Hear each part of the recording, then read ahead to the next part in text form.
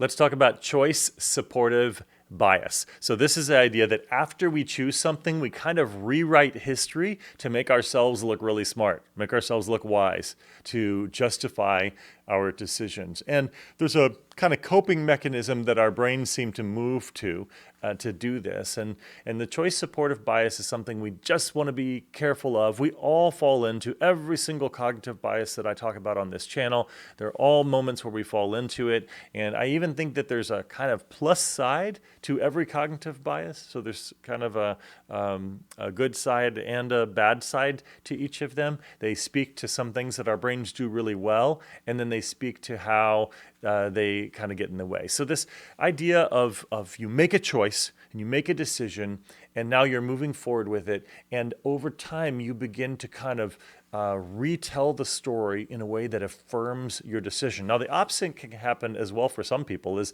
they make a decision and they retell the story to actually make it worse, and they feel worse about themselves. So it can go that direction. But I'm going to talk about the sort of the positive side, where you retell history, you kind of make up history to sort of affirm your decision. And this happens actually in historical documentation, how people of a particular group retell the history of an event and over time, and it may be leaving out some really important facts and other perspectives. So first one is we remember the positives of our choices and we forget the negatives. That just seems to be a common thing that happens when we're falling into this choice supportive bias. The positive things, it's really affirming when you recall the decision that you made and the parts that worked very well. That feels really good.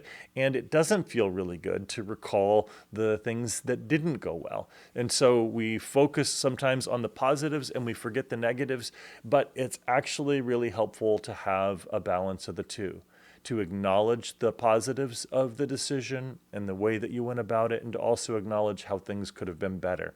That's the idea of reflection or debriefing a situation. How could I have made this better? What could I have done differently? What am I glad I did this way? Why, that kind of thinking and reflecting, that sort of digging in, that can help us develop clearer thinking. The second one is we invent reasons to justify decisions after the fact. And again, I think a lot of that has to do with just sort of the emotion and how it feels. But we come up with these reasons. We made the decision, we made the choice, and now, even after the choice, we start explaining why we decided to do it. And we may even have our top 5 reasons why we decided to do it. And the reality is that maybe only one of those factors actually influenced the decision. It's after the fact that you're sort of adding to the story. You're making up parts that didn't really exist, but you're retelling it. And that's very, very common for all of us. I've found myself stepping into it pretty regularly, and I have to check myself on it. Third one is the bias protects our self-image from this, well, maybe just the sting of regret.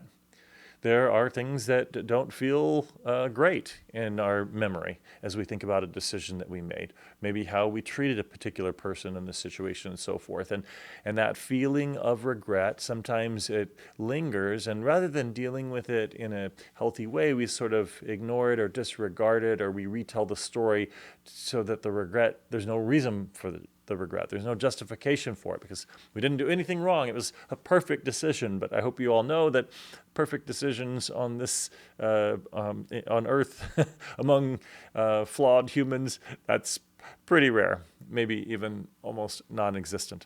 The next one is it shows up, this idea, it shows up in politics, it shows up in relationships, shows up in a lot of other places. And I certainly am an advocate. This whole channel is focused upon clear thinking, facing the truth, truth-seeking, cultivating wisdom, being a better decision maker, better at discovering those literal and metaphorical treasures. So I'm not justifying living in a falsehood. I will say, though, that as you're telling stories about decisions that you've made, you could have 3 different people tell a true version of a past story, because they just highlight or emphasize certain facts over other ones. And in some cases, maybe there's room for that. That's okay. You don't have to emphasize every single fact. Otherwise, it would just be a log of all of the facts, and it's not really a story that you're telling. It's not really a narrative that you're telling. And so there is room for that in all of our lives. but we just want to be careful that we're not misusing it so that we're retelling something that really actually didn't objectively happen.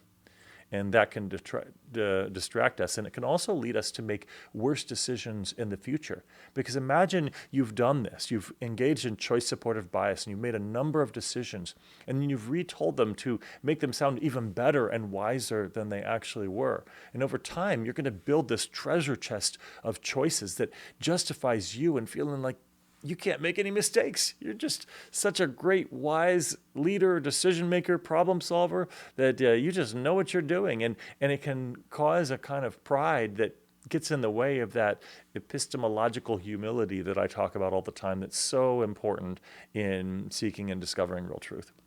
And so the last thing that I'd say for this one is, the key here really is we want to have a kind of awareness of facing the facts. Ask yourself what facts you'd notice if you had chosen something differently. What if you made a different decision? You write down, here's the decision I made. Here are all the facts that I believe were part of the decision. And then say, okay, well, what if I made the decision differently? What actual facts that were there would I be highlighting or emphasizing then? And why?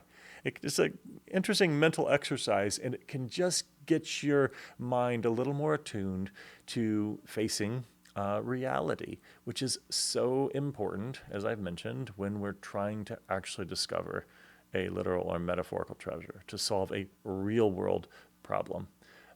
In that space, truth is our friend, and we want to be able to face it objectively, and sometimes dispassionately, being able to set a measure of our emotions aside so that we don't get overly distracted or taken away from them. You don't have to be Spock or a robot, but to be able to manage those emotions to some degree.